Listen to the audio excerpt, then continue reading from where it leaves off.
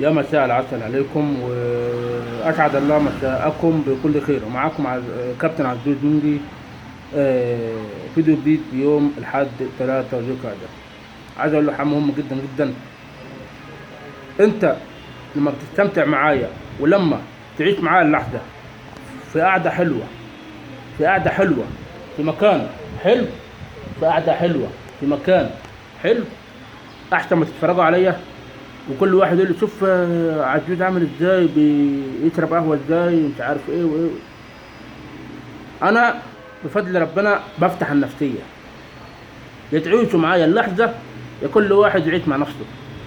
مش كل واحد يجي يتفرج عليا عزوز بيشرب قهوه. طب تعالوا اتفضلوا معايا اشرب قهوه، اهلا وسهلا بكل ادب واحترام. يعني اكيد الكافيهات ماليه الدنيا، يعني تمام، يعني الكافيهات ماليه الدنيا، يعني ماليه الدنيا في اسكندريه كلها او في مصر كلها.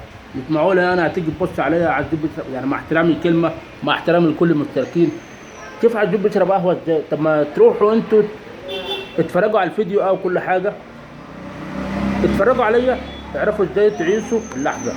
اتفرجوا عليا في الفيديو.